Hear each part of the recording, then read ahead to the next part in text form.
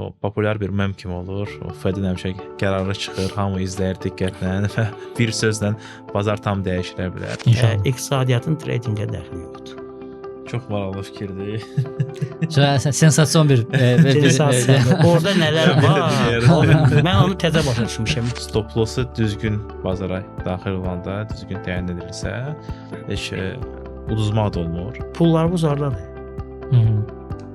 Mən bu da qüsümdə deyil aşağı yəni. Ayso, kaşılyoqdadır da. Yerdə pul görünür ki, burada. Təəssüf ki, yox. Heç nə yoxdur ki. Özünün pis aparığı var. Birbaşa 98%-ə gedir. Qızıl özünün pis apardıya aşağı getdi. Mən bay eləmişdim. Qızıl özünü pis aparardı.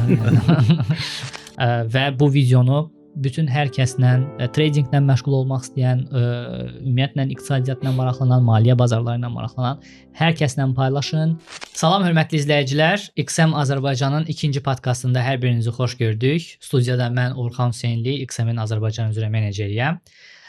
Söz verdiyimiz kimi silsilə podkastlarımızın artıq ikincisini təqdim edirik və təbii ki, ümid edirik ki, bundan sonraki podkastlarımız da maraqla izləniləcək və bizim birbaşa qonaqlarımızı təqdim etməzdən qabaq mən istəyərdim ki, hər birinizdən həm XM-in Mərkəzi Asiya və Xəzər regionu üzrə olan YouTube kanalına abunə olmanızı xahiş edeyim. Eyni zamanda aşağıda linkdə görəcəksiniz.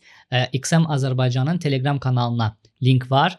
Xahiş edirəm ki, hər biriniz həmən linkə keçid edib XM Azərbaycanın Telegram kanalını da izləyəsiniz. Bugün studiyamızda yenidən bizim qonaqlarımız var.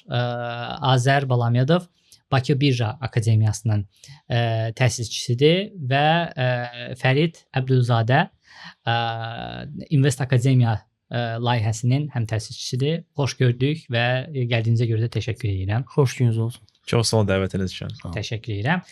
Bizim keçən podkastımız əslində çox maraqla izlənildi.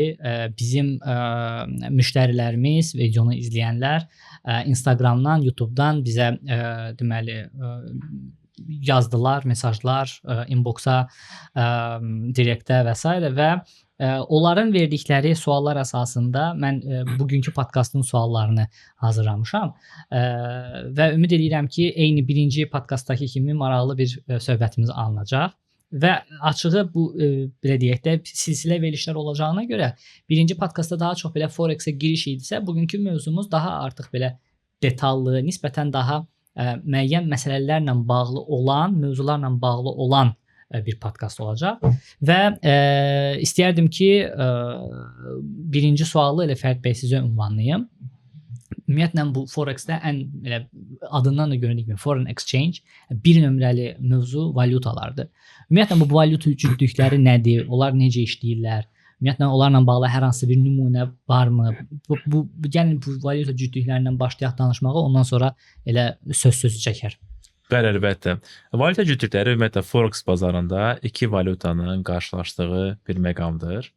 Burada hər iki valyutanın öz məzənnəsi olur və bir-birlərinə nisbi məzənnəsi məhz bu cütlüklərin məzənnəsində görsənir.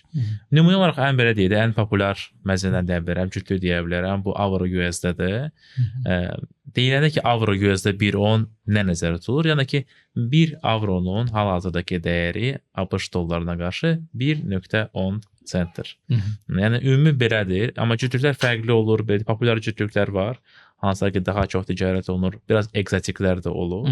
Amma plus minus hamısının işləmə prinsipi eynidir. Dediyim kimi bir-birinə qarşı nisbi dəyəridir. Okey.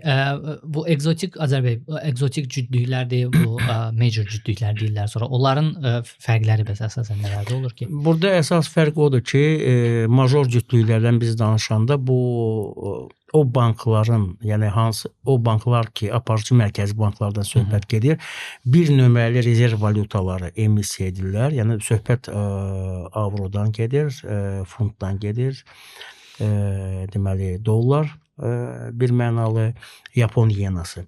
Yəni bir nömrəli major valyutalardır bunlar. Orada biraz əlavə eləmək olar Avstraliya dolları, Kanada dolları, Yeni Zelandiya dollarında. Yəni bu valyutalar 7 valyutanı götürsək, aparıcı mərkəzi banklar, yəni bunlar rezerv valyutaları emissiya edirlər və bu rezerv valyutalar ümumiyyətlə nəinki maliyyə bazarlarının, ümumiyyətlə bütün kapital bazarlarının infrastrukturunu təşkil edən valyutalardır və bu valyutalar belə deyək, Birləşmiş Millətlər Təşkilatına daxil olan təxminən 200 ölkəyə yaxın olan ölkənin demək olar ki, hamısının rezervlərində var. Yəni söhbət buna görə bunlara major deyirlər, amma ekzotika gələndə burada hansı ölkələrdən söhbət gedir? Yəni inkişaf etməkdə olan ölkələrdən söhbət gedir birinci növbədə və yəni inkişaf proseslərinə təzə daxil olan ölkələrdən gedir. Yəni bunlara da aiddir bəzi Afrika ölkələri, yəni Cənubi Afrikanı götürsək, məsəl üçün burada götürə bilərik Braziliyanın valyutasına götürə bilərik. Amma əsas burada məsələ nədir? Bir valyutanın digər valyutaya olan nisbətidir. Periodik olaraq məzənəsinin qalxması və ya düşməsidir ki, bundan da biz forex bazarında istifadə edirik. Aydındır. Təşəkkür edirəm və izləyicilərimizə də demək istəyirəm ki, XM-də siz major cütlüklərdə, ekzotik cütlüklərdə bir neçə valyuta cütlüklərində trade edə bilərsiniz. Elə bugün qeydiyyatdan keçib XM-də yeni ticarət hesabı açıb valyuta cütlüklərində tradingizə başlaya bilərsiniz. Əslində Fərid bəy əvvəldə vurğuladı, evronun dollara nisbəti bu əgər 1.10-dursa, 1 evro 1 dollar 10 sent dəyərində qiymətləndirilir. Əslində ikinci sualım da elə bu ilə bağlıdır ki, ümumiyyətlə bu bazarda bu valyutanın qiymətlərində biz hərəkətlilik görürük. Orada qrafikdə məsəl üçün ancaq 1.10 üzərində dayanmır. Düşür 1.9-a, 1.8-ə qalxır, 1.11-ə, 1.12-ə və s. belə qrafik üzrə hərəkət eləyir. Və bu hərəkətliliyə hansı faktorlar təsir edirlər? Yəni ümumi olaraq bu hərəkətlilik nədən yaranır? Buna biz volatillik deyirik. Yəni qiymətin hərəkəti olmalıdır. Yəni bunu sadə xalq dilində deyirəm ki, yəni yeni başlayanlar da baxırlar. Müxtəlif kateqoriyalı izləyicilərimiz var. Yəni insanın standart təzyiqi misal üçün 120-80-dir, amma bu 120-80 24 saat ərzində stabil qala bilməz. Müəyyən qədər yuxarı, aşağı diapazonlar var, amma müəyyən qırmızı xəttlər var, onları keçə bilməz. Artıq orada problem yaranır orqanizmdə və s. və s. Belə götürəndə 76-cı ilə qədər, yəni əsas volatilliklər 76-cı ildən başlayıb. Söhbət gedir, məsəl üçün bizim tələbələrdən soruşanda nə vaxt yaranıb forex? Hamı bilir ki, 76-cı il. Yəni bu qeyd olunur. Bretton Woods-dan sonra belə. Bretton Woods 44-dür. Yamayka razılaşması. Yamayka razılaşması 76-cı ildən. Yəni de facto bu forexin başlanğıcıdır. Biz də vaxtı ilə baxanda onu əzbərləmişdik ki, 76-dan sonra. Amma nəyə görə o vaxtdan başlayıb? Qızıl dollar standartı ləğv oldu. Qızıl dollardan aralanandan sonra qızıl ki, pul kateqoriyası keçdi əmtia kateqoriyasına və dolları məhdudiyyətsiz şəkildə başladılar çap eləməyə. Bu da gətirib bizi Karl Marxa çıxardır vaxtı ilə. Deyilən ki, yəni sənaye kapitalı olub. İkinci Dünya müharibəsində ondan da qabaq. Sənaye kapitalı tədricən ticarət kapitalı tərəfindən mənimsənilir, yəni onun tərkibinə keçir. Axırda maliyyə bazarları yaranır və maliyyə bazarları həm sənaye kapitalını mənimsəyir, həm də ticarət kapitalını. Çünki burada hərəkətliklər daha böyük olur. Və ümumiyyətlə belə götürəndə volatillik mütləq olmalıdır. Mütləq olmalıdır. Çünki bu dünya iqtisadiyyatı canlı bir orqanizmdir. Günər 24 saat ərzində hansı ölkədən hansısa ölkəyə neft gedir, hardansa taxta gedir, nə bilim məhsullar gedir, ərzaq gedir və s. Və bu və ya digər valyutaya tələb və təklif söhbəti var. Artır, azalır və s. Ona görə gün ərzində, sutka ərzində, il ərzində müəyyən qədər bu volatilliklər olmalıdır. Amma 76-cı ildən bu yana gələn 50 il olacaq artıq bu volatilliklər daha çox aqressivləşiblər. Elə valyutalar var ki, elə əmtələr var ki, orada daha çox aqressiv şəkildə gedir. Bu da nə ilə bağlıdır? Maliyyə strukturları tərəfindən, qlobal maliyyə bank sistemi, hedge fondlar və s. aparıcı bir 30-40 kommersiya bankına götürsək, burada süni yaradılan volatillikdən söhbət gedir. Və bu süni yaradılan volatillik nəticəsində müəyyən maliyyə qüvvələri bundan qazanc kimi istifadə etmək istəyirlər. Ona görə yəni söhbət ondan gedir ki, yəni bu faktorlara əslində həm belə deyək də real iqtisadi faktorlardan başqa, yəni bu dövlətlər arası ticarətdən yaranmış faktorlardan əlavə süni yaradılan faktorlar da bu valyutaların volatilliyinə və qiymət hərəkətliliyinə təsir edir. Bəli, tamamilə doğrudur. Təsəvvür edin ki, yəni ki, mən bayaq misal çəkdiyim kimi, təzyiq qalxa bilər 130-a, düşə bilər 80 də düşə bilər 70-ə. Bu normal sayılır. Amma maliyyə bazarları bunu 160, 170, 180-ə qaldıra bilirlər. Qaldıra bilirlər və aşağını da çox aşağı sala bilirlər. İndi burada söhbət nəyə gedir? Trader professional olmalıdır ki, mən keçən dəfə misal da çəkdim, bu formulada birdə olan o sürətə, yəni bu volatilliklərə dözə bilsin. Buna həm psixologiya dözməlidir, həm müəyyən qədər praktiki, həm də nəzəri bilgilər olmalıdır mütləq. Amma bir də qeyd edirəm, bu süni sistemdir. 76-cı ildə yaranıb və real iqtisadiyyat çökdükcə maliyyə bazarlarının aktuallığı daha da artacaq. Və bundan sonra bu proseslər minimum 2050-ci ilə qədər gedəcək və dollarda aparıcı valyuta kimi qalacaq. Və biz bunu bazarlarda da görürük. Baxmayaraq ki, külli miqdarda yeni instrumentlər yaradılır. Misal üçün, kripto bazarı mən götürə bilərəm. Ən təzə məlumatlardan biri odur ki, avro yuxarı getdi də bu yaxında. Niyə getdi yuxarı? Avropa İttifaqı öz NATO-sunu yaradır. Misal üçün, fundamental hadisə və xəbərdir. 800 milyardlıq bir büdcə yığılmalıdır.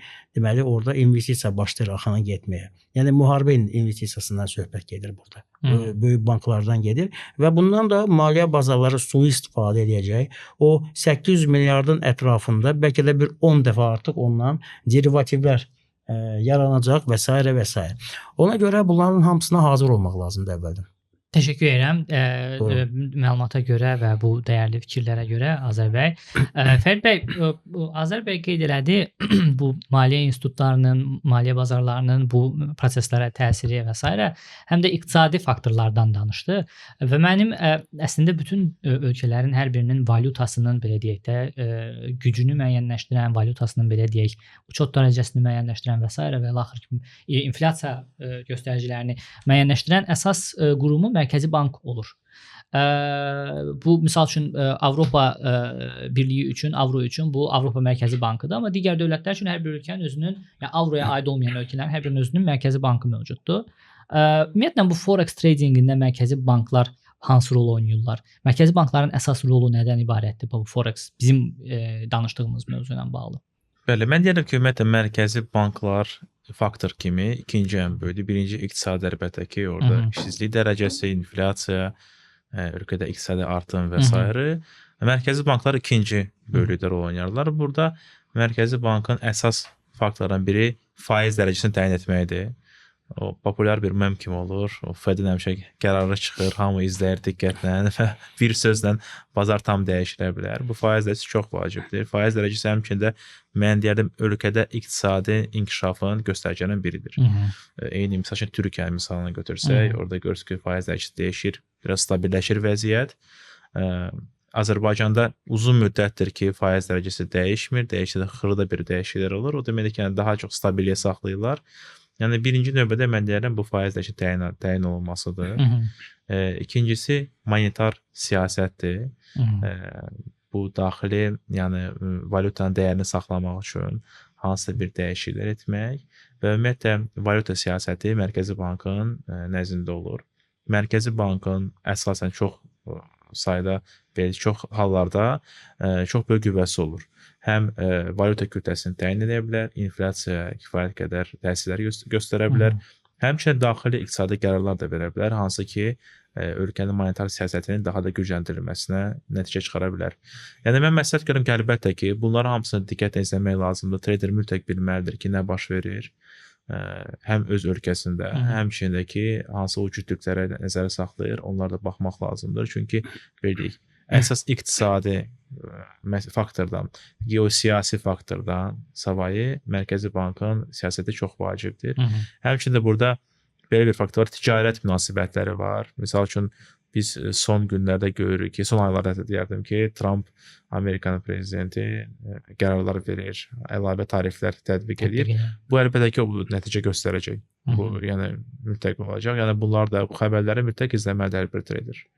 Aydın oldu. Azərbaycan isə əlavə eləmək istədiyiniz bir məqam var? Əlavə odur ki, aparıcı mərkəzi banklar biz əsas Forex-dən danışırıqsa, 4 yəni potensial bazar iştirakçıları əsas 4 aparıcı mərkəzi bankı izləməlidirlər. Birinci növbədə. Yəni o biriləri izləməmək də olar, amma birinci növbədə federal ehtiyatlar sistemidir. Çünki bütün kapital bazarları dollara bağlıdır. Ondan sonra Avropa Mərkəzi Bankı, İngiltərə Bankı və Yaponiya Bankı. Yaponiya biraz şərqdə də olsa, uzaq şərqdə bizdən, məsəl üçün, amma ki onun real dünya iqtisadiyyatında böyük rolu var. Ona görə bundan sonra artıq ola bilər Kanada Bankı, Avstraliya və Yeni Zelandiyadan söhbət gedir. Digər deməli o egzotik valyuta cütlüklərinə aid olan, yəni ölkələrdən danışılır, valyutalardan danışılır. O ölkələrin aparıcı mərkəzi banklarının ümumiyyətlə mən deyərdim Forex-ə ümumiyyətlə təsiri yoxdur. Ya da ola bilər ki, 0,1 nə qədər bir təsir ola bilər, amma bir nömrəli təsir hərdən bir soruşanda ki, hansı fundamental xəbərlər bir nömrəlidir? Mənim bir nömrəli hadisələr ancaq Amerikaya aiddir. Çünki Amerika Birləşmiş Ştatları hələ ki də lokomotiv qalır və qalacaq da bundan sonra. Yaxını 20 ildə belə deyək, 2050-yə qədər trend odur, hal-hazırda 2050-dir. Həm də Fibonacci rəqəmidir də 50. Yəni o ilə gedir. Ona görə yəni aparıcı mərkəzi banklar yəni bunlar monetar siyasət və fərq qeyd elədi burada aparırlar, amma Forex-ə təsir edən banklar bunlar kommersiya banklarıdır. Kommersiya banklarıdır. Yəni kommersiya bankları birbaşa Forex bazarının iştirakçılarıdır. Özləri iştirakçı olduqlarına görə həm də təsir edir. Bəli, o birjada otururlar onlar. Aydındır. Otururlar o yama deyirlər ona, otururlar burada satış. Oradan gəlir bütün təsir göstərir onların qərarları. Təşəkkür edirəm cavaba görə. İzləyicilərimizə də qeyd etmək istəyirdim ki, həm mərkəzi banklar haqqında, həm də ümumi olaraq fundamental hadisə və xəbərləri izləmək üçün XM-in saytında iqtisadi təqvimə də göz gəzdirə bilərsiniz. Oradan sizə gərəkli məlumatlar gündəlik olaraq yenilənir və həmən xəbərləri izləmək həm Fərid bəy, həm də Azərbaycan dediyi kimi olduqca vacibdir. Mən istəyərdim artıq belə deyək, bu bizim bayaqdan danışdıqlarımız nisbətən ümumi bazara aid olan bir şey idi, amma bizim hər bir traderin özünün bu bazara giriş eləmək üçün müəyyən əlində alətlər olur və bu alətlərdən biri də leverage-dir, kredit çinidir və ya rusca desək kreditное плечо. Ümumi olaraq baxın, bu Forex-də bizim müştərilərdən gələn bir sualdır. Mən ona görə bunu xüsusi vurğulamaq istəyirdim. Azərbaycan sizdən başlayalım. Ümumiyyətlə kredit çeyini konseptini deməli Forex trading üçün necə izah edə bilərik? Və ümumiyyətlə bu traderlərin potensial gəlirlərinə və ya itkilərinə nə qədər təsir eləyir? Kredit çeyini o deyə bilərəm ki, bu marjinal ticarətin əsasıdır. Yəni kredit çeyini ilə vasitəsilə həyata keçirilən ticarət əməliyyatları, yəni bunlar marjinal ticarət əməliyyatlarıdır. İdeal variant kredit çeyinindən istifadə etməməkdir. Yəni bu ideal variantdır. Amma hər adamın da 100.000 dolları yoxdur ki, bir lotda ticarət aparsın. Yəni bu ideal variant olar. O variantda istənilən halda traderin cibində pul qalır. Hətta potensial məzənnədə itki də getsə, amma cibdə pul qalır. Amma ənənəvi götürsək, yəni söhbət kredit çeyini nə qədər aşağı olsa bir o da yaxşıdır. Belə götürəndə. Çünki bu potensial bazar iştirakçısının risklərini minimuma salır. İdeal kredit çeyini yəni 1'ə 1'dir, sonra 1.25, sonra 1.33, 1.50, 1'ə 100 optimal sayılır hal-hazırda.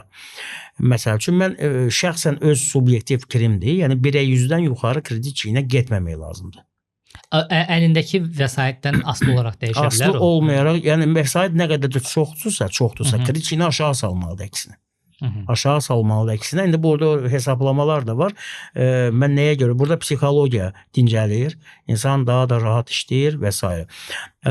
ideal. Düzdür, birə 200, birə 500, birə 1000, səhv eləmirəmsə qismdə, yəni birə 1000-dir. Bəli, qismdə 1-ə 1000-ə qədər ticarət mümkündür. Bu da nəyə görədir? Yəni potensial bazar iştirakçısı məbləğ çox az olduğuna görə, misal üçün $50, $100 olduğuna görə, orada maksimal kredit çiyinə gedir. Kredit çiyinə gedə bilər. Yəni o nə üçündür? Yəni istənilən adam istənilən pulla bazara daxil ola bilsin. Ya kredit çiyininin ümumi olaraq belə deyək də məqsədi nədir? Məsələn, məndə tutalım ki $50 var. Mən daxil oldum XM-ə, $50 depozit elədim ticarət hesabıma və kredit çiyinini seçdim, tutayım ki 1-ə 1000. Bu mənə nə verir? Məsələn, sual bundan ibarət. Burada kredit çiyini sizin bazara daxil olmağınız üçün icazədir. Yəni əlavə, yəni orada $50 bazara daxil olmaq olmaz. Ümumiyyətlə belə götürəndə forexdə ticarət etmək olmaz. Broker burada kredit çiyinindən istifadə edir və həmin o çatışmayan 99.000 pulu belə götürək də 99.900 nə qədər pulu? O sizə necə deyirlər, bir əmanət edir. O pulun vasitəsilə siz bazara daxil olursunuz. Amma o real pul deyil də, düzdür? Çünki mənim ancaq $50 orada iştirak edir bazarda. Forexdə ümumiyyətlə real pul yoxdur. Belə götürəndə orada yəni, demək istədiyim, yəni mənim orada ticarət edəndə 100.000 üzərindən getmir. $50 orada azalır və ya artır. Bəli, real depozitdə olan pulunuz artıb azalır. Əgər o müəyyən qədər gəlib brokerin, yəni itki var, misal üçün $40 qədər itki olsa, 45-ə qədər müəyyən qədər, orada stop out məsələsi var və başqa detallar. Burada rezümə belədir ki, kredit çiyini bazara daxil olmaq üçün bir vasitədir.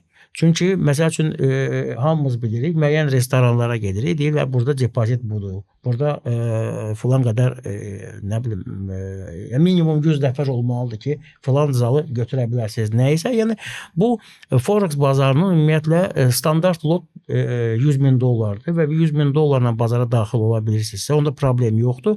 50.000 də olsa, 20.000 də olsa, 10.000 də olsa, $50 da olsa, $5 da olsa, minimal XM-də $5 da mən biləni.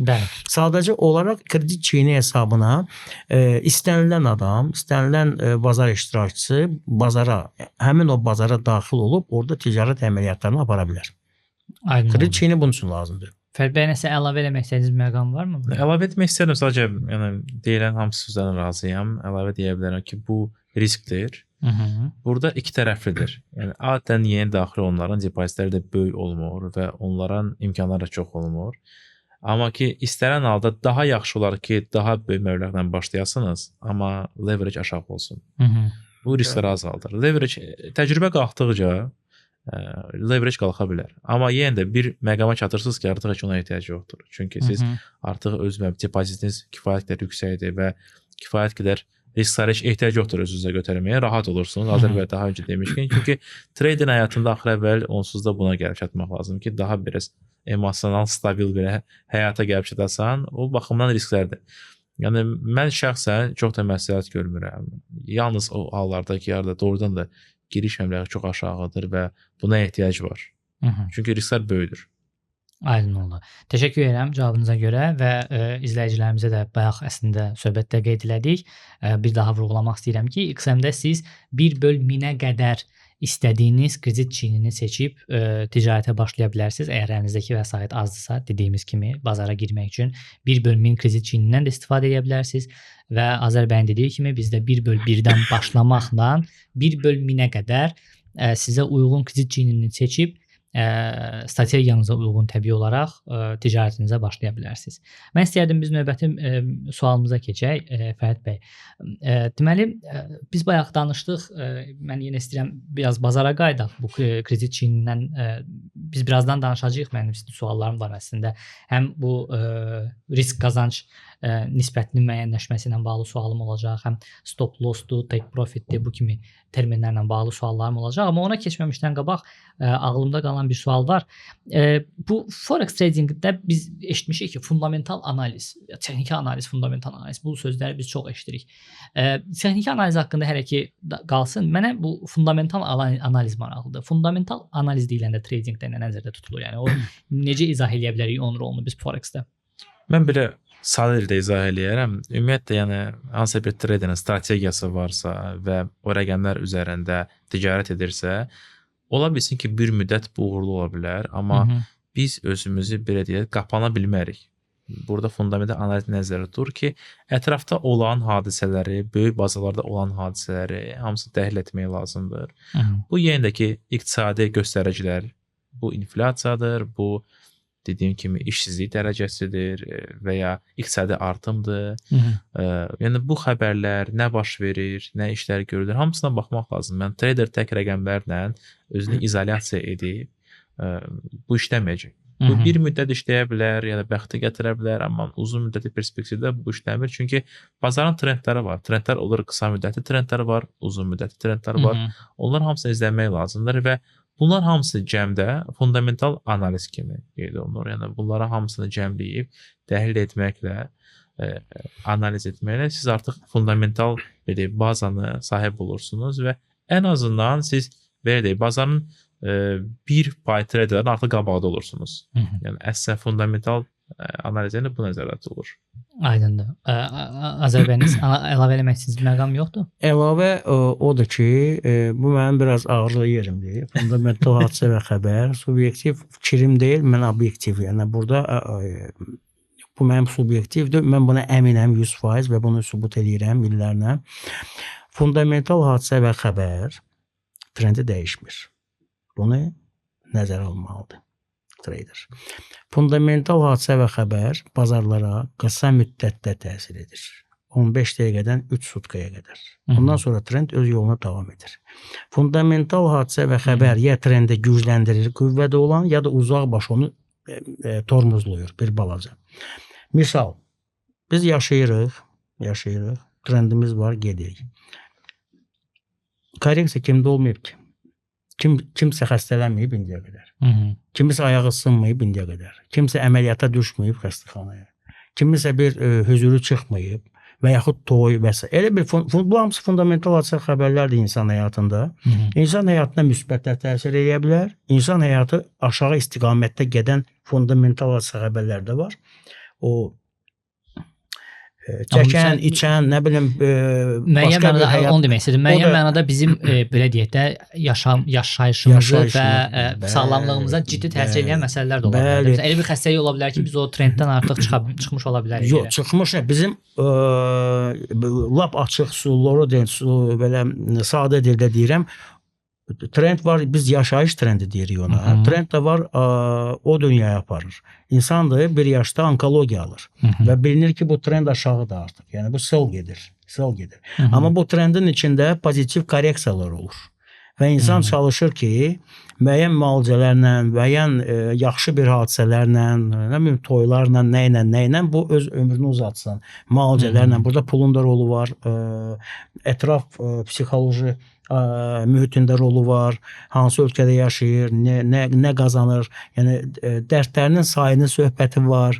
Elə bir, məsəl üçün insan var ki, elə bir negativ bir informasiya fundamental qazanır ki, həyatda bir xəstəlik nəsə, amma bir 50 ildə yaşayır, problem yoxdur. Adam da var ki, normal bir şəraitdə idi, bir ilin içində getdi. Məsəl üçün, söhbət nədən gelir?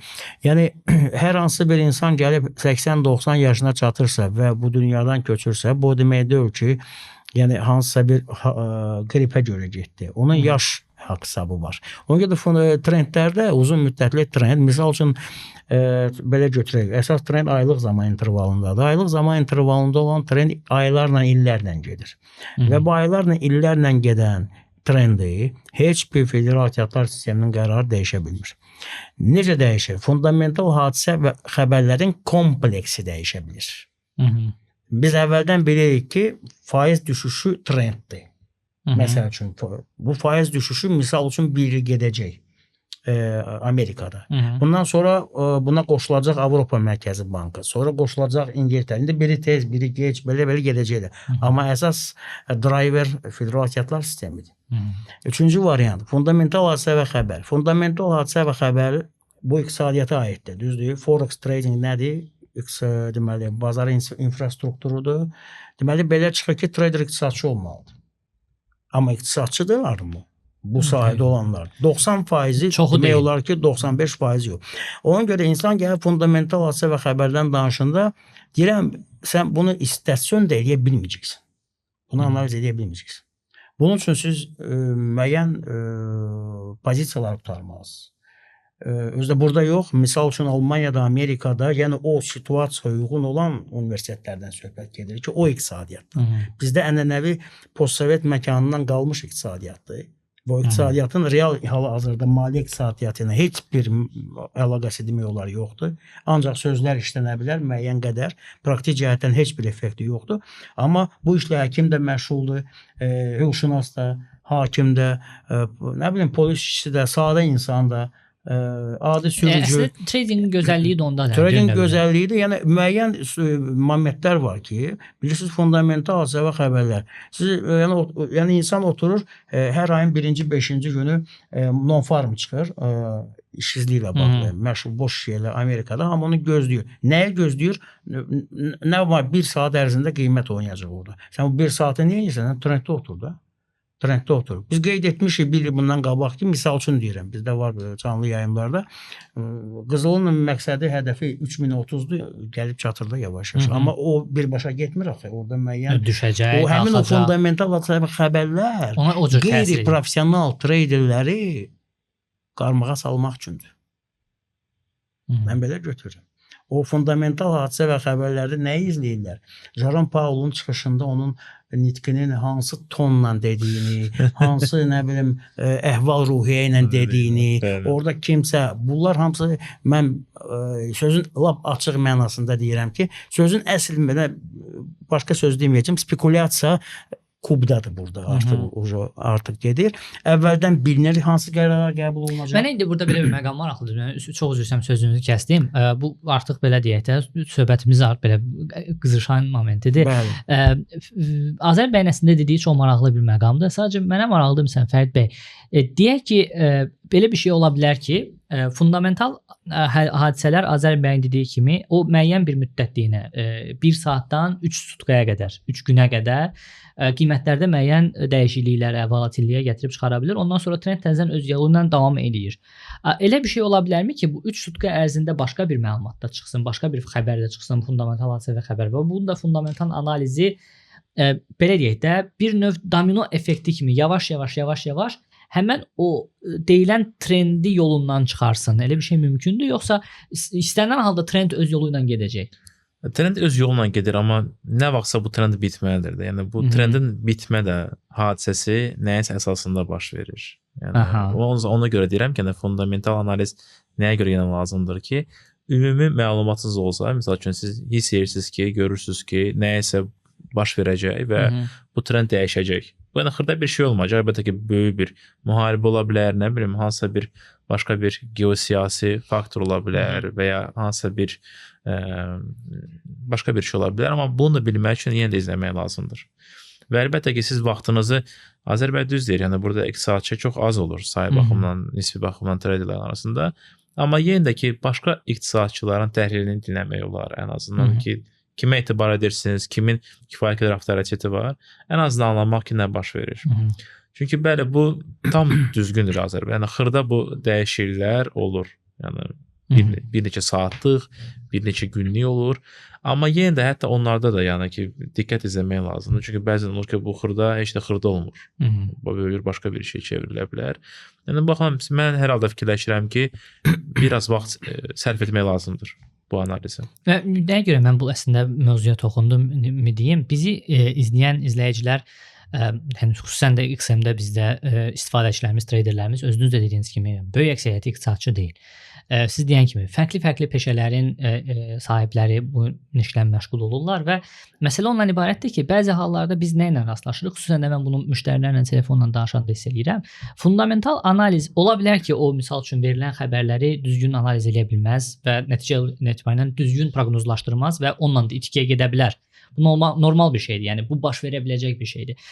Amma istənilən halda mən düşünürəm ki, yəni insanlara onu izləməyi biraz aşılamaq ona görə lazımdır ki, trendin ümumi olaraq məğzini anlaya bilsinlər. Çünki o fundamental hadisə xəbərlər izləmədən o tradinglə məşğul olmaq bir növ artıq azarta gəlir çıxır. Mən ən azından elə görürəm. Bilmirəm yanılıram ya yox. Yəni gərək izləyəsən ən azından müəyyən xırda məsələ, primitiv bir şey deyim də, çox primitivdir. Yəni mən başa düşürəm ki, bu belə deyək də, real, mən bu dəqiqə heç maliyyə məsləhəti vermirəm. Sadəcə primitiv bir nümunə. Biz yəni uşaqlıqdan mən eşitmişəm, misal üçün deyirəm ki, müharibə baş verəndə neft və qızılın qiyməti qalxır. Belə bir dənə belə deyək də anlayış var deyək də. Bu əslində nə qədər primitiv olsa da ki, bu belə deyil, təkrar edirəm. Amma nə qədər belə primitiv səslənsə də bu özü müəyyən bir fundamental analiz deyil əslində. Onun bir elementidir də. Yəni insanlar bunu başa düşərək trading eləsələr daha yaxşı deyil? Yox, mən sizə deyim, o böyük səhv olacaq. Milyon faiz mən təminat verirəm. Yəni xüsusən hesablar balaca olanda, onlar hamısı düşürmür savukaya, hamısı ət maşınları orada stopları yığıb fundamental hadisə və xəbərlərdən istifadə edən professional böyük hedge fondlar var, böyük kommersiya bankları var, market makerlər var. Hansılar ki, özləri də bazarın iştirakçılarıdır. Özləri də iştirakçıdır və özləri də oradan pul qazanırlar və onlar qısa müddətdə bazarı oynada bilirlər, fundamental hadisə və xəbərlərdə. Biri 100 milyard, 50 milyard belə intervensiya edib bazarda stopları yığırlar. Düzgün yerləşdirilməyən stoplardan söhbət gedir və bundan sonra bazar gedir. Düzdür. Burada belə bir şey var ki, trend aydındır ki, nə vaxtsa sona çatmalıdır. Amma mən belə bir şey deyim. Trendin 95 yaşı varsa, bəli, hər gün onu gözləyirsən də dönüşür. Düzdürmü? O da var. Yəni trendin 95 ola bilər. Yox, onun üçün də texniki göstəricilər olmalıdır. Deməli bu adamın texniki göstərici deyəndə nəzərdə tutulur. Hemoqlobinlə təzyiqdir. Hə, yəni ümumi olaraq bəli, o hansı alətdə ticarət edirsə onun texniki göstəriciləri başa düşür. Hər bir insan özü texanalizdir və onun kardioqramması var, elektroensefalogramması var, diaqramması var. Əgər bunlar göstərirsə 50 yaşında göstərirsə bu adam 95-dir, yəni bu trend qısa olacaq. Və hər dəfə gözlənilir. Və onun üstündə yardımçı olur, yanında adam olur və s. Bir də var ki, bəli, bunların hamısı texniki analiz. Burada başqa bir şey də var. Sizin də qeyd etdiniz, o hansısa bir xəbər çıxır, amma gündaxı xəbərlər çıxır. Biz baxsaq təqvimlərə, gündə bəlkə də bir 100 xəbər çıxır da, bütün ölkələri götürsək. Mən nəyə görə qeyd etdim? Bir nömrəli xəbərlə. Bir nömrəli xəbər federal yatlar sistemi iclasıdır. Bunu hamı yadda saxlasın. Bu 100%. İkinci xəbər non-farmdır. Hər ayın 1-5-ci günü çıxır. İşsizliklə bağlı. Bəli. Üçüncü deməli xəbər inflyasiyadır Amerikada. Dördüncü müdaxilə məhsuldur. İqtisadi inkişaf tələbləri və s. bunlar. Amerika Birləşmiş Ştatlarından çıxan xəbərlərdən daha güclü xəbər yoxdur. Həmin kopya xəbərlər Avropadan da çıxır. İngiltərədən də çıxır. Forex-dən təkrar edirik. Ancaq Forex-dən. Forex aiddir. Bəli. Mən izləyicilər üçün deyirəm ki, bilsinlər. Forex-dən danışırıq. Yaponiya bankına aiddir 4. Avstraliya indi kim Avstraliya dolları ilə işləyirsə onu izləyə bilər. Kanada dolları ilə və Yeni Zelandiya dolları. Amma bütün dünyaya təsir edən bir nömrəli 4 xəbər Amerikadan gəlir. Ondan sonra və yaxud ondan əvvəl gələn fikir vermişsiniz də, hamımız gözəl bilir. Qırmızı xəbərlər var, yaşıl xəbərlər var, sarı xəbərlər var. Ümumiyyətlə bazara təsir etməyən neytral xəbərlər də var. Ona görə mən deməli özdə fikir verin necə olur bu? Ay ərzində hər həftə biri çıxır. Darıxmağa qoymurlar. Deməli 5 gün ərzində pul yığılır bazarda və stoplar götürülür, bazar getdi. Stoplar götürüldü. Niyə görə trend davam edir? Kimsə itirir ki, bazar gedir yuxarı. O vaxta qədər ki, artıq itki qutarır, itki olunası indi artıq orada trend dönüşü baş verir. Ona görə mən bir də qeyd edirəm, fundamental xəbərlər düzdür, izlənilməlidir, amma necə? Onu da sizin sözünüzə dəstək verirəm ki, ümumi situasiyanı, ümumi vəziyyəti, qlobal vəziyyəti görmək üçün. Miqyası biraz daha geniş götürməkdən ötürü. Jerome Powell əgər deyirsə, biz yaxın vaxtlarda başlayacağıq yumşalma siyasətinə, deməli gözləyim bu xəbər Bəli, 1-2 il gedəcək. Bunun bir günlük deyil bu. Ümumi mənzərəni görməkdən Bəli, ötürü. ümumi mənzərə bilirik ki, bunun əhval-ruhiyyəsi budur. Amma qutarandan sonra deyir, hə, biz sərtləşməyə gedəcəyik. Artıq bu sluh deyirlər də, nə şayə. Şayə. Bu şayələrdə investorlar artıq bunu başlayırlar icra eləməyə.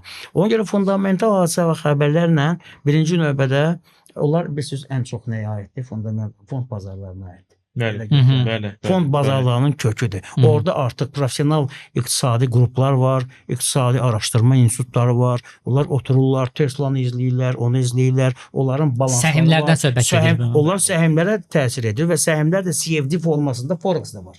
Düzdürmü? Bəli. Deməli, burada S&P 500-ə təsir artıq orada düzdür. Hansısa bir investor gələ bilər, bu iqtisadçı deyil, amma onun iqtisadi qrupası var. Onun bir institutu var, məsəl üçün. Orada onun milyardları var və bu işə götürür professionalları və onların rəyi əsasında bu digər səhmlərlə ticarət edir bazarda. O böyük, çox böyük şey. Amma bir dənə də mən sizə bir sir deyim. Gələcəkdə ola bilər bu gün vaxt çatmaz, amma gələcəkdə onun bir mövzu kimi biz geniş hansısa bir podkastlarda mən onu əməli başda izah edə bilərəm. İqtisadiyyatın tradingə dəxli yoxdur. Çox maraqlı fikirdir. Sensasyon bir Orada nələr var? Mən onu təzə başa düşmüşəm. Trading başqa şeydir, iqtisadiyyat başqa şeydir. Təşəkkür edirəm. Çox sağ olun. Olduqca maraqlı bir diskussiya getdi əslində. Mən istəyərdim biz növbəti suala keçək. Amma mən hiss edirəm ki, növbəti podkastlarımızda bu fundamental analiz məsələsinə, texniki analiz məsələsinə ilə yenidən qayıdacağıq. Biz qayıdaq bizim bu traderlərin belə deyək də gündəlik qayğılarına deyək də. Ümumiyyətlə bu risk qazanc nisbəti deyə bir anlayış var da ki, risk nə qədər olur, qazanc nə qədər olur və bizə maraqlıdır ki, bu risk qazanc nisbətini necə müəyyənləşdirmək mümkündür? Ümumiyyətlə bunu hesablamaq mümkündürmü? Bunun hesablama qaydası nədir və s. Belə bir sualı var bizim müştərilərin. Fərdi bəy, buyurun. Sual kimədir? Yəni növbə ilə gedirik, əslində fərqi yoxdur. Burada bunu hesablamaq olar, risk qazancı. Burada bizim bu fundamental alətlər var da, take profitlə stop loss. Bu nisbi məhz onlardan hesablama olar. Məsəl üçün take profit-i 150-dədirsə, stop loss 50-dədirsə, burada 3-ün 1-də risk sayılır, risk qazanc nisbəti. Burada da yenə də artıq biz daha öncə Azərbaycan müzakirə edirik ki, stop loss-u düzgün bazara daxil olanda, düzgün təyin edilirsə, heç uduzmaq da olmur. Müsbət olacaqsınız. Amma yenə də ki, bu aşağı sayılır, aşağı satış nöqtəsi sayılır. Ona görə əslən belə hesablanır. Aydın oldu. Sizə görə, misal üçün...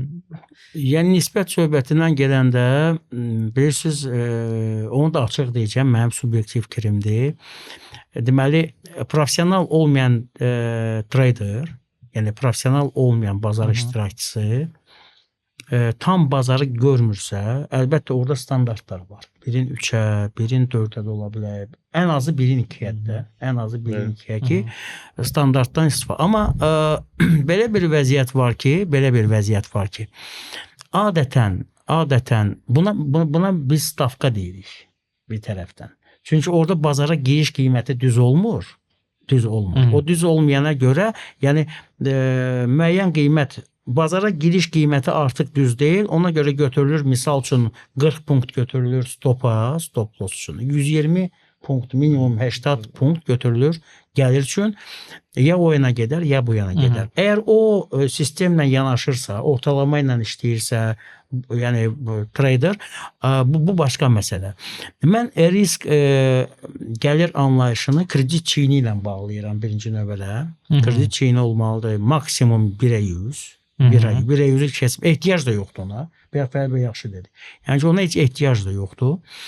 Deməli, kredit çeyini nəyə görə götürürəm? Çünki bizim ticarətdə, şəxsən bizim strategiya sistemi, mən şəxsən özümün olan sistemimə görə deyirəm, orada bazara giriş qiyməti 100% düzgün qiymətdir. Yəni 100% düzgün qiymətdən mən danışıram. 100% bazara düzgün qiymət, giriş qiyməti varsa, valyuta cütlüyündən asılı olaraq deməli bu risk sistemini hesablamaq olur. Yəni evro məsəl üçün deyirəm, əgər müəyyən depozitlə siz avro dollarda tutaq ki 1 lot aça bilirsinizsə əməliyyat. Funt dollarda bu olacaq 0.7 maksimum. Funt yenə də olacaq bu 0.4 və s. Qızılda olacaq ondan da aşağı. İndi bu uzun məsələdir. Bunu biz müəyyən dərslərdə sistemi, amma normal insan bunu başa düşür. Bazar iştirakçısı ki, volatillik addım söhbəti var orada. Müəyyən cütlüklərdə bunlar fərqlənirlər. Kriptoda ümumiyyətlə başqa sistemdə olur. Orada spread də çoxdur. Müəyyən baxır indi nüanslara. Yəni ona görə bu risk bununla gedir, amma düzgün qoyulmuş qiymət varsa, məsələn biz bilirik ki, avro dollarda həftəlikdə korreksiya 400 punktdan çox olmur. Bu standartdır 70 ilin, 60 ilin, 70 ilin, xüsusən 76-cı ildən bu yana. Amma bir də qeyd edirəm, yəni ki, burada kredit çiyini rol oynayır, bir də bazara düzgün giriş, bir də düzgün giriş varsa, düzgün giriş bilirsiniz necə olmalıdır, təxmini yox. Xət çəkilir, misal üçün müqavimət və yaxud dəstək xətti, xət yox, konkret qiymət var orada. O qiymət dəqiqdir, pipsinə qədər göstərilir orada. Orada fraktal şəklində durur bu. Məhz o qiymət, ola bilər bir pips vurulmasın o qiymət. Trend dəyişməyəcək və yaxud davam etməyəcək. Yəni ki, burada yenə də gəlib peşəkarlığa çıxır. Yenə də maariflənməyə, təlimə, təhsilə, professionallığa çıxır. Aydın, təşəkkür edirəm diqqətinizə görə. Mən izləyicilərimizə də demək istəyirəm ki, ümumi olaraq XM-də siz yeni ticarət hesabı açıb, ilk dəfə qeydiyyatdan keçib ticarətə başlamaq istəsəniz, XM sizə $30 depozitsiz bonus təklif eləyir. Siz heç bir depozit etmədən XM-in verdiyi $30 ticarətə başlaya bilirsiniz və bununla da əslində müəyyən forex valyutaları və ya hər hansısa başqa bir alətdə düzgün kredit çiynini təbii ki müəyyənləşdirərək Azərbaycan və Fərid bəyin dediyi kimi müəyyən ticarətlərə başlayıb öz risklərinizi və qazanclarınızı əvvəlcədən müəyyənləşdirib belə deyək ümumi sistemi yoxlaya bilərsiniz. Həmçinin hazır sözü düşmüşkən XM-də bizim müştərilərimizin hər biri üçün ödənişsiz təlimlər mövcuddur. Daxil olub bizim professional traderlərin Rus, İngilis, Türk dillərində təşkil etdikləri vebinarlara da qoşula bilərsiniz. Həmçinin orada olan video dərsliklərə də baxa bilərsiniz və bununla da öz forex haqqında biliklərinizi genişləndirə bilərsiniz. Biz bayaq danışdıq, Azər bəy düzgün bazara giriş, bazardan çıxış qiymətlərindən danışdı. Siz də qeyd elədiniz, bayaq biz çəkilişdən qabaq belediyyə söhbət edəndə Azər bəy maraqlı bir fikir səsləndirmişdi ki, stop lossla da belə müsbətdə olmaq, mənfəət götürmək mümkündür.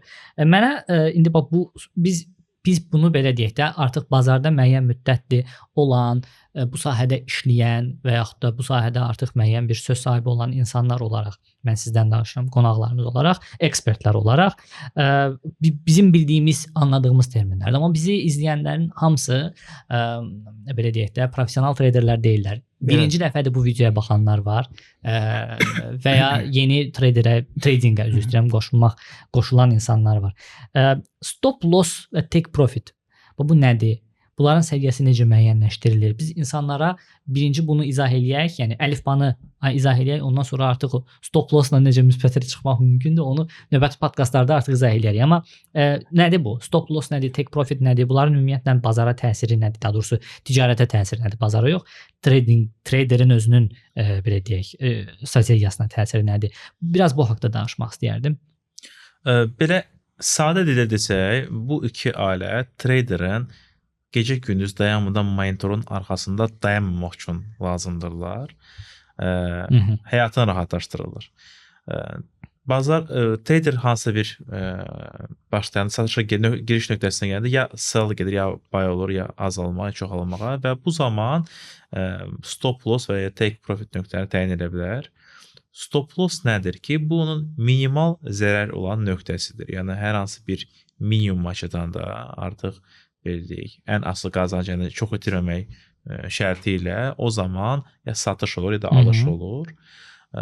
Və take profit də eyni. Yəni ki, trader öz gəlirini nə qədər fikirləşir, yəni bu trendi nə qədər qazana bilər, o nöqtəyə qoyur və rahat gedir ödüşlərini görür. Belə deyək, artıq zərurət yaranmır ki, monitorun arxasında izləsin. Artıq bu nöqtələri necə təyin etmək lazımdır. Bu başqa bir. Bu texniki analiz lazımdır buna və strategiyası olmalıdır traderin. Trader anlamalıdır ki, ümumiyyətlə giriş nöqtəsi niyə görə bunu seçdi və hansı məqsədləri var, hansı trend üzərində çalışır.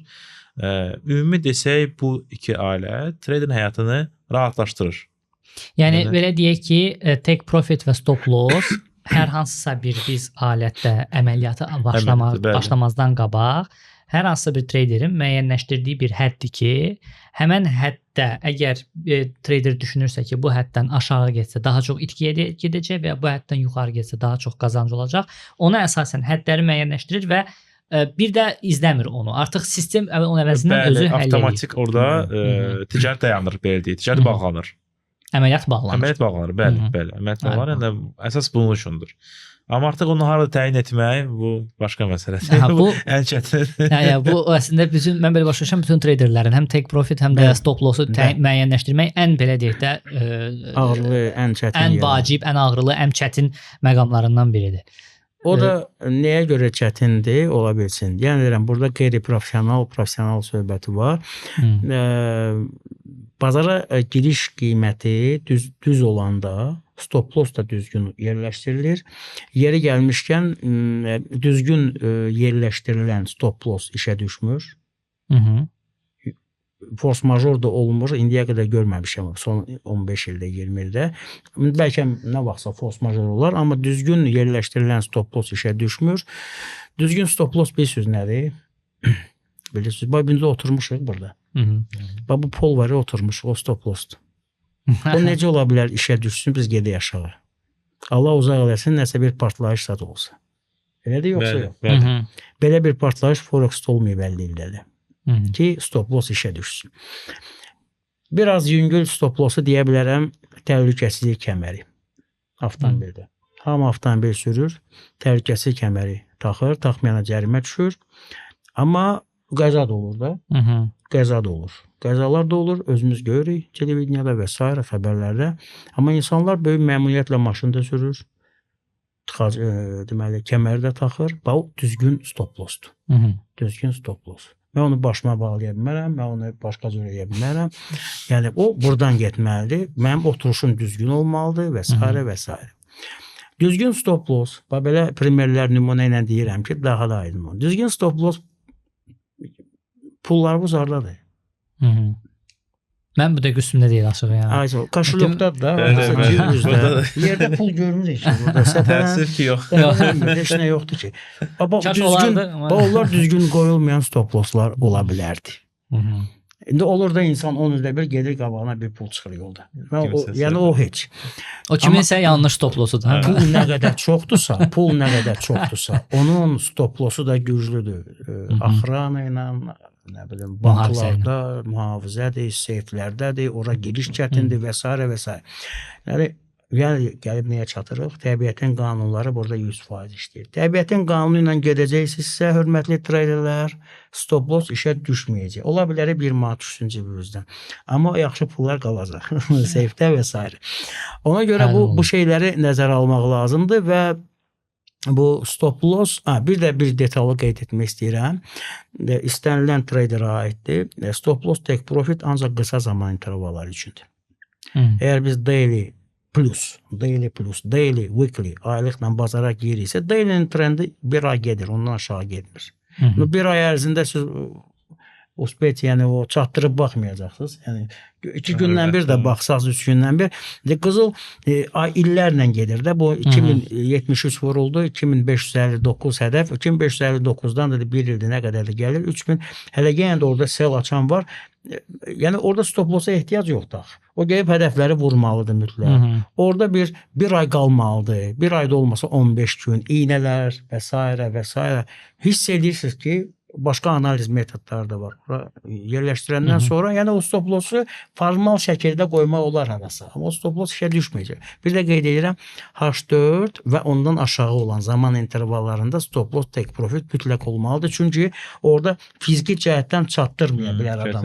15 dəqiqəyə girir, yəni üzünü çevirib bir su içə bilər. İynə şəklində qiymət dəyər də, take profit əslində olsa onu tutacaq orada. Olmasa yəni çatdırmayacaq vaxt baxımından potensial itkiyə də hətta gəlib düşə bilər. Bəli, qısa zaman intervalları üçün stop loss mütləqdir, take profit mütləqdir, xüsusən take profit. Xüsusən stop loss da elə, amma yenə deyirəm, daily, həftəlik, aylığa ehtiyac yoxdur. Təşəkkür edirəm.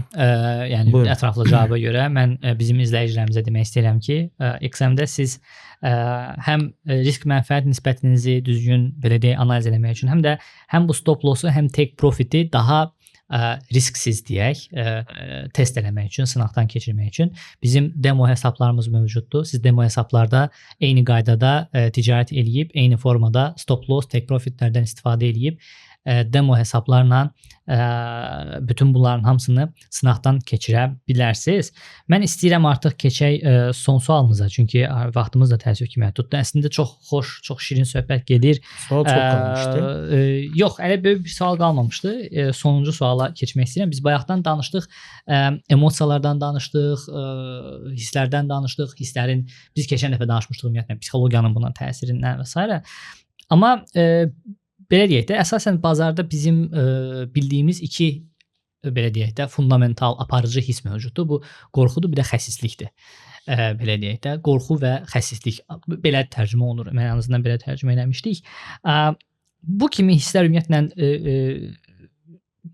tradinglərə, yəni bu traderlərə və ümumi olaraq onların apardıqları ticarətlərə nə qədər təsir eləyir və necə eləmək, yəni traderlərə ən böyük məsləhətiniz nədir? Bu hissləri kontrol altında saxlaya bilmək üçün belə deyək, nisbətən dəmir sinirlərə, dəmir iradəyə sahib olmaq üçün qorxu və bu xəsisliyi necə kontrolda saxlamaq olar? Azərbay, buyurun, sizdən başlayaq, sonra Fərid bəyə. Qorxu belədir ki, mən sizə deyim, deyir o Molla Cəbidə deyir, mən sizə qorxu duası yazacağam. Baxmısınız ona? Məşhur klassikamızda bizim 150 ilin bir söz, onun da Forex-ə münasibəti var. O kimə deyir onu? Molla. Kimə deyir? Yox, Molla kimə deyir onu? Traderlərə. Avam adama deyir. Mən sizə qorxu duası da yazacağım, aparıb qəbirstanlıqda bastıracaqsınız, onun üstündən mismar vuracaqsınız. Yəni, bunlar ciddi şeylərdir hamısı. İnsan nə qədər zəifdirsə, mənəvi, psixoloji, elmi cəhətdən bir o qədər qorxaq və xəsis olacaq. Bu psixologiyanın qanunudur artıq. Burada psixologiya işləyir. Yəni, bu 100% belədir. Heç vaxt güclü adam, özünə hörmət edən adam, qərar verməyə israrlı olan adam heç vaxt nə qorxaq olacaq, nə xəsis olacaq, nə bir şey. Əslində o sözü var, blaqadarlı belə, nə deyirəm ona, alicənab olacaq, nə bilim və s. və s. Deməli, birincisi insanın naturası rol oynayır burada. Heç təhsilə gəlməyib, heç onun Forex-a münasibəti yoxdur. İstəyir başqa biznes olsun, istənilən sahə olsun. Naturası, yəni belə deyək. İnsanın özünün genetik kodu, istedadı, onun özünün bir şəxsiyyət kimi emosional bir insan olsa tutalım ki, o tradinglə məşğul olmalı. O müalicə keçməlidir. Bu artıq müalicə keçməlidir. Çünki o istənilən biznesdə gedib o emosionallığı göstərəcək. Burada o dərhal görünür pul şəklində. O onu bir zərbə kimi alır, ondan sonra hələ bir depressiyaya düşə bilər. Bir problem də yarana bilər. Ona görə həmişə deyirəm ki, o əsəbləri zəif olan adam, müəyyən o negativ xüsusiyyətlərə malik olan adam birincisi psixoloji kurslardan keçməlidir.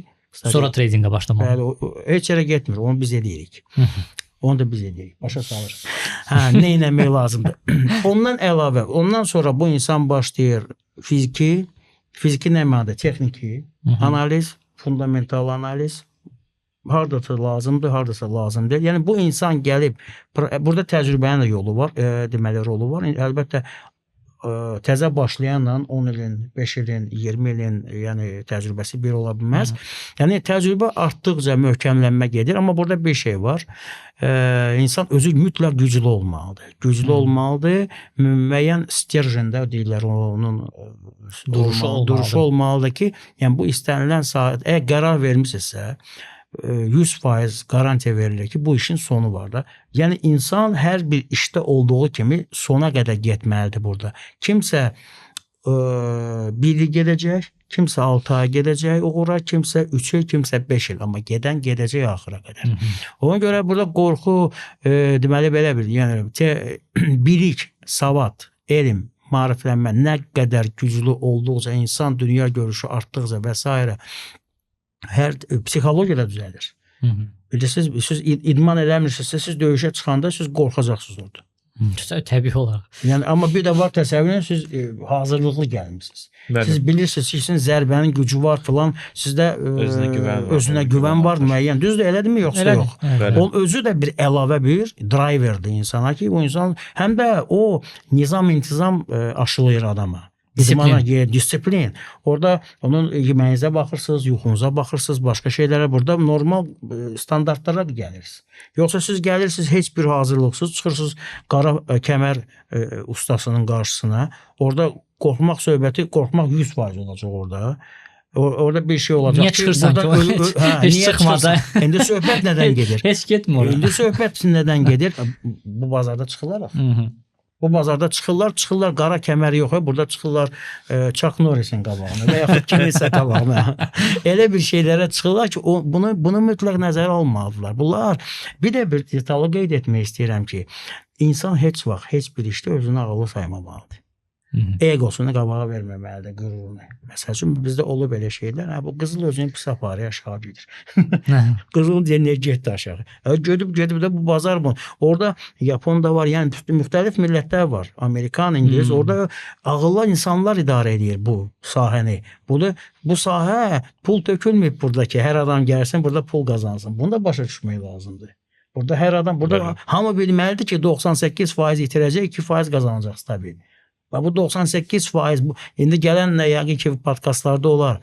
Buğa kimdir, ayı kimdir, quzu kimdir, quzular, keçilər, domuzlar kimdir. Bunların hamısını verəndə, artıq orada məşhur bir anda bizim kinoda var, deyir o seyirli xalatda deyir, Allahın xoşuna gəlməyən heyvanın adını mənə çəkməklə.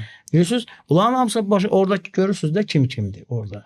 Xəsis də var, qorxaq da var, qırsı da var, uşaq gəlir, neynir orada və s. Uzun məsələdir, yaxşı məsələdir, amma işləmək lazımdır. Fərid bəy, bu Azərbaycan daha çox belə deyək, qorxudan və ora olan hazırlıqdan danışdı. Xəsislik də orada kifayət qədər önəmli hisslərdən biridir də. Siz nə məsləhət görərdiniz? Necə bu kontrol altında saxlamaqdan ötürü, nisbətən belə sakit olmaqdan ötürü? Belə deyək də, əsasən əksər hallarda bu hisslər kimdəki problem yaradır. Bu hisslər olmalıdır, bu normaldır. Sadəcə dərəcə məsələsi var. Dərəcə, bəli. Və kimdə bu ki problem yaradır, əksər hallarda bunu düzəltmək olur. Bunun psixoloji təlimləri var, onların eləmək olur. Nizam-intizam çox vacib rol oynayır. Bu həm yuxu rejimidir, bu ən azından fiziki hansısa bir olmalıdır, hazırlıq olmalıdır, qidalanmadır və s. Həm də insan özü üzərində işləməlidir. Amma bəzən elə hallar olur ki, yəni bu düzələn deyir də, yəni ki, heç başlamasa yaxşıdır. Həqiqətən belə olur, amma əksər hallarda düzələndir. Əsas məqsəd nə olsun? Məqsəd qoymalıdır. İnsan ilk növbədə anlamalıdır ki, öz zəifliyi hansıdır, qorxudadır, bu xəstəlikdədir və artıq onun üzərində planlı şəkildə işləməlidir. Amma istəməsə desə ki, belə yaxşıdır, mən bilirəm, neyirəm, bu artıq öncədən belə fail situasiyadır. Mən deyən olacaq. Orada artıq ego məsələsidir. Bəli, yəni təəssüf ki, belədir. Elə misal olur, çox böyük səviyyədə. Mən bu qızıl özünü pis aparı var. Birbaşa 98%-ə gedir. Qızıl özünü pis apardı, aşağı getdi. Mən bay eləmişdim. Qızıl özünü pis aparar da. Normal bir şey. Təşəkkür edirəm gəldiyinizə görə. Çox maraqlı söhbət alındı. Çox maraqlı. Mən ümid edirəm ki, izləyicilərimiz üçün də maraqlı oldu. Ən əsası bizim əsas hədəfimiz, məqsədimiz bunu podkastların öyrədici olmasıdır. Ona çalışırıq. Bir daha təşəkkür edirəm gəldiyinizə görə və dəyərli izləyicilər də təşəkkür edirəm sona qədər izlədiyinizə görə. Çox xahiş edirik ki, like düyməsini, bəyənmə düyməsini basmağı unutmayın və bu videonu bütün hər kəslə, tradinglə məşğul olmaq istəyən, ümumiyyətlə iqtisadiyyatla maraqlanan, maliyyə bazarlarıyla maraqlanan hər kəslə paylaşın, özünüz də öyrənin.